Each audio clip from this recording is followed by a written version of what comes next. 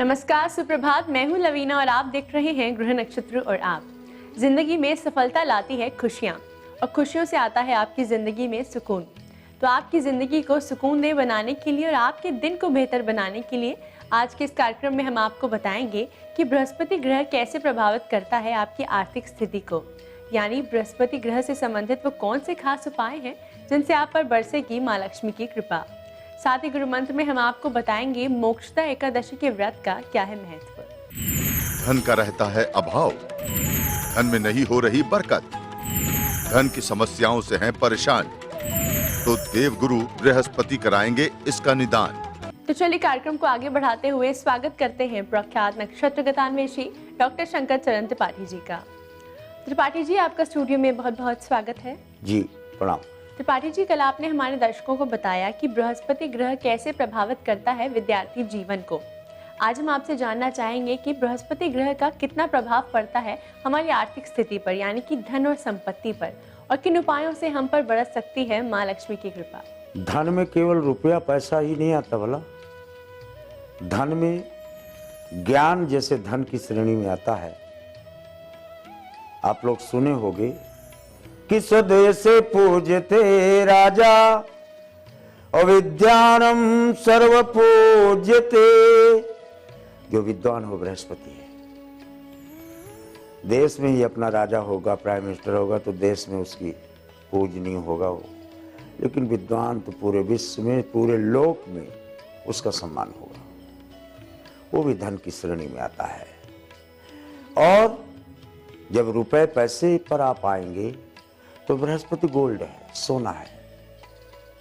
और जितना सोना देश में होता है, सिवाय इराक, ईरान या गल्फ कंट्रीज जो पेट्रोल एक्सप्लॉइटिंग कंट्रीज हैं, इंक्लूडिंग अमेरिका, ये लोग पेट्रोल के स्टोरेज और पेट्रोल के फ्रीक्वेंसी पर अपनी करेंसी का मूवमेंट करते हैं, तदनुसार नोट छपवाते हैं। भारतवर्ष में और ज्यादातर लंदन इत्यादि में भी जितना गोल्ड होता है, सोना, उसके वजन के बराबर तदनुसार नोटें, उसके मूल्य के बराबर नोटों की छपाई होती है। सिद्ध हुआ कि गोल्ड धन है, करेंसी के मूवमेंट का संचालन का मूल कारक ग्रह है।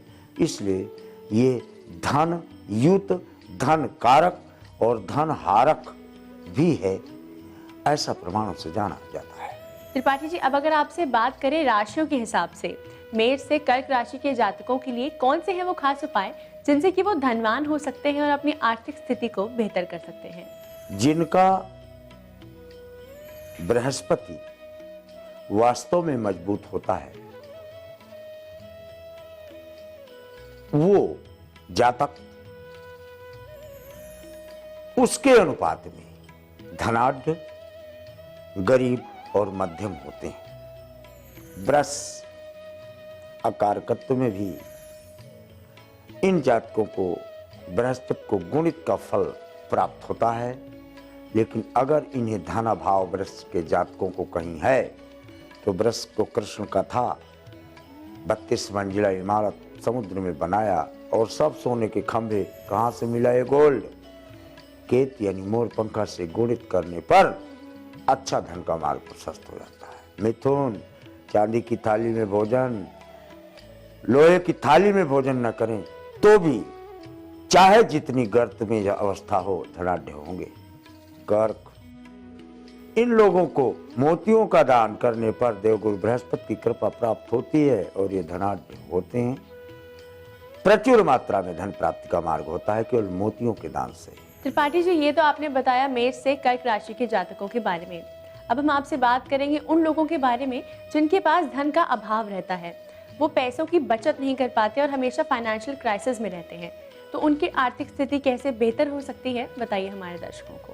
अंगुल्ये मध्यमाम छिद्रौ तेन मित व्ययिता भुवः। आपकी हथेली पर रखा हुआ पानी धीरे धीरे अपने आप विलीन हो जाता है। उसी प्रकार ऐसे जातक जिनका बृहस्पति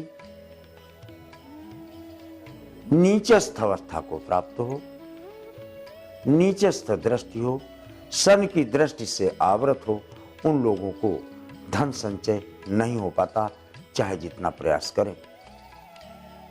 ऐसे जातकों को उपाय अवश्य करने चाहिए देवगुरु बृहस्पति के। ये तो आपने बताया धन के अभाव को कैसे दूर करें। अब आप दर्शकों को बताएं कि सिंह से वृश्चिक राशि के जातकों के लिए कौन से हैं वो खास उपाय जिनसे कि उनकी आर्थिक स्थिति सुदृढ़ हो सकती है। सिंह, ये जातक संपूर्णता का भाव रखते हैं, जब वसुधैव कुटुंबकम की अवधारणा रखते हैं, तब इनकी वृद्धि और समृद्धि होती है देवगुरु बृहस्पति की कृपा से। कन्या, कुलीन वंश में उत्पन्न होकर के भी, धनाढ्य वंश में भी उत्पन्न होकर के भी ऐसे जातक अकर्मण्यता की श्रेणी को प्राप्त होने के कारण धनाभाव से पीड़ित होते हैं। इनको बृहस्पति की मदद बुध से लेनी चाहिए। हरी चीजों का दान, हरी चीजें गाय को खिलाना, खरगोश को खिलाना, इससे इनके लाभ को प्रमाण मिलते हैं। तुला, कार्यक्षेत्र का विस्तार केवल और केवल शनि से होता है, तथापि शनि और बृहस्पति में हेर क्रैक का अंतर है, अन्यथा दोनों के गुणों में कोई विशेष अंतर नहीं है। इसलिए ऐसे जातकों को शनि की मदद लेना चाहिए। वृश्चिक, बिल्कुल बृहस्पति ही सब कुछ देने की स्थिति को प्राप्त है, क्योंकि जब बृहस्पति पंचम की स्थिति को प्राप्त होगा तो पूर्व जन्म से यानी सक्सेसर या इनहेरिटेंस उत्तराधिकार से अच्छा धन प्राप्त होने का क्रमांक मिलता है। तो ये तो आपने बताया सिंह से वृश्चिक राशि के जातकों के बारे में। अब आप बताएं उन लोगों के बारे में जिनके घर में पैसा आता है मगर टिकता नहीं, यानी वो अपने पैसे का सही प्रयोग नहीं कर पाते, तो वो कौन से खास उपाय करें, बताइए हमारे दर्शकों को। खगाम खगपति सूर्यो मारतंडो दिवाकर। सूर्य की कृपा बृहस्पति के साथ संयुक्त होने पर 24 कैरेट का गोल्ड हो जाता है। यानी जो व्यक्ति धनाढ्य हैं और अत्यधिक धनाढ्य होने का क्रमांक लेना चाहते हैं, उन्हें सूर्य का आवाहन रविवार के दिन करना चाहिए। दर्शकों, इसी के साथ वक्त हो चला है एक छोटे से ब्रेक का। ब्रेक के बाद त्रिपाठी जी हमें बताएंगे धनु से मीन राशि के जातकों के लिए धन प्राप्ति के कौन से हैं खास उपाय, साथ ही साथ आपकी धन संपत्ति में कैसे वृद्धि हो सकती है, ये सब हम जानेंगे ब्रेक के बाद। आप बने रहिए हमारे साथ कार्यक्रम ग्रह नक्षत्र और आप में।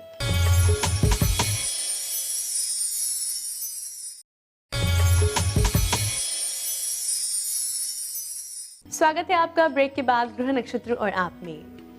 त्रिपाठी जी, आप दर्शकों को बताएं कि धनु और मकर राशि के जातकों के लिए धन प्राप्ति के क्या है खास उपाय।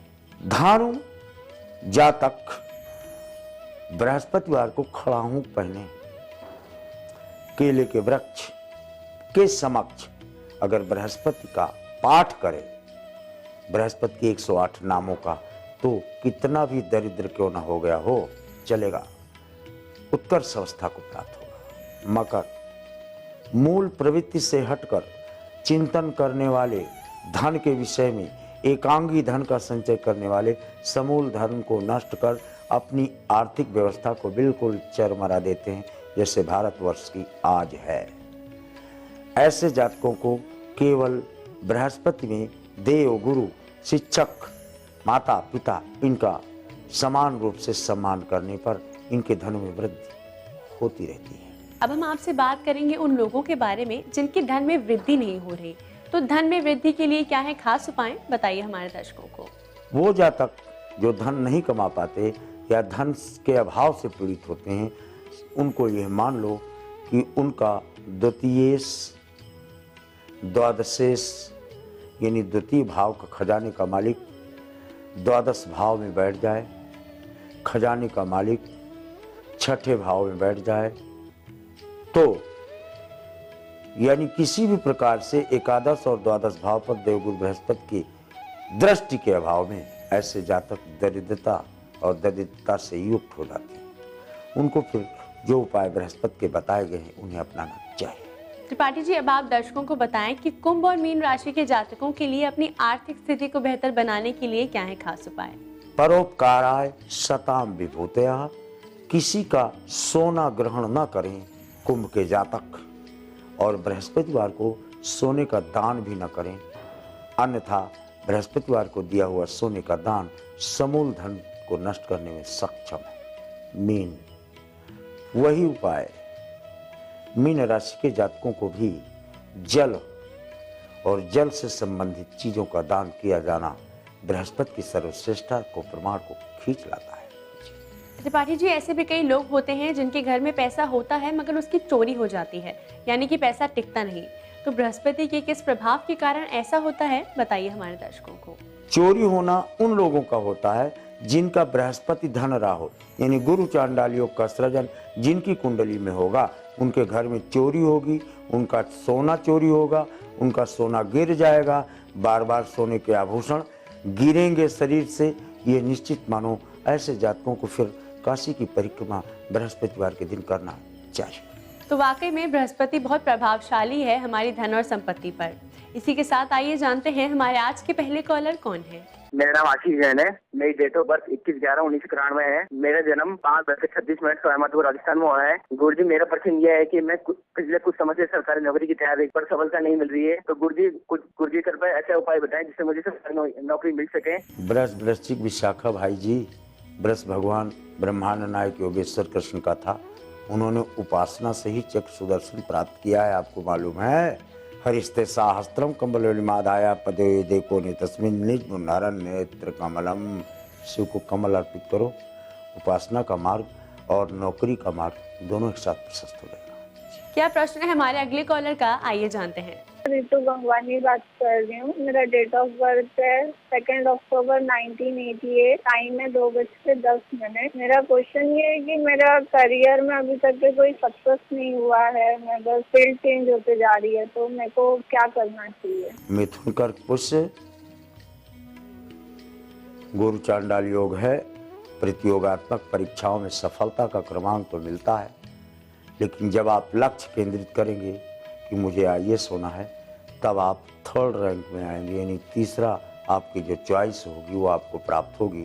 ये ध्यान रहे, चाहे जो भी प्रतियोगात्मक परीक्षा हो, क्योंकि गुरु चांडाल योग में पूर्ण लक्ष्य से इतर तीसरे पायदान पर खड़ा होता है जातक, ऐसा प्रमाण से जाना चाहता है। त्रिपाठी जी, इतनी महत्वपूर्ण जानकारी के लिए और आपकी आज की उपस्थिति के लिए आपका बहुत बहुत धन्यवाद। बड़ा दर्शकों, इसी के साथ वक्त हो चला है एक और छोटे से ब्रेक का।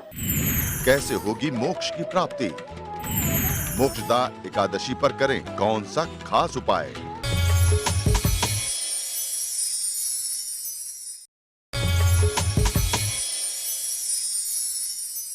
स्वागत है आपका ब्रेक के बाद ग्रह नक्षत्र और आप में। इस समय स्टूडियो में हमारे साथ मौजूद हैं आचार्य राजेश जी।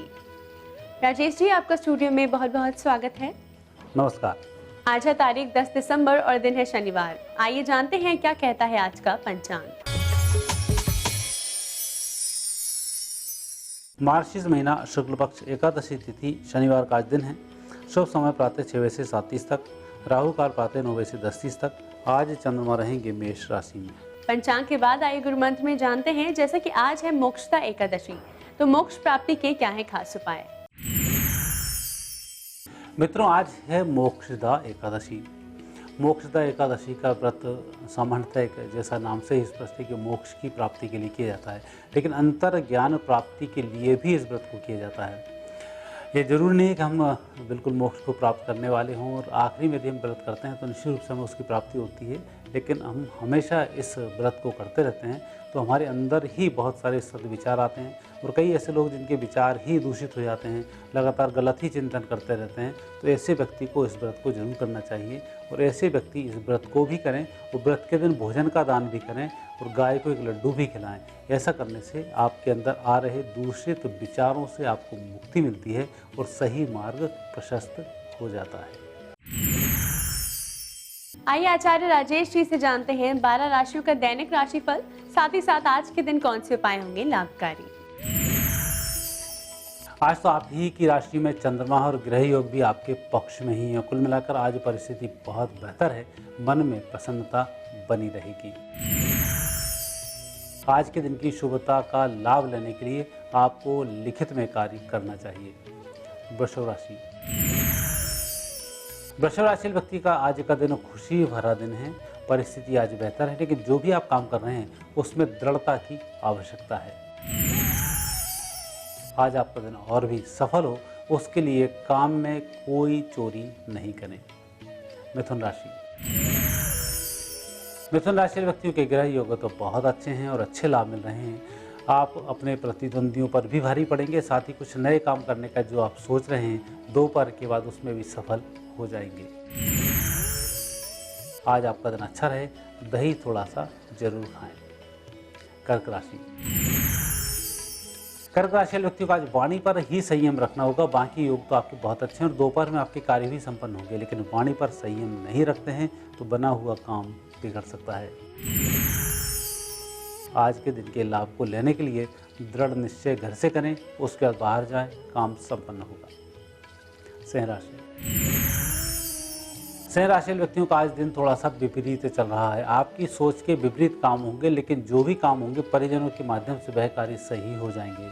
आज के दिन परिजनों का मार्गदर्शन जरूर लें। दिन शुभ रहे, घर के बुजुर्गों का आशीर्वाद लें।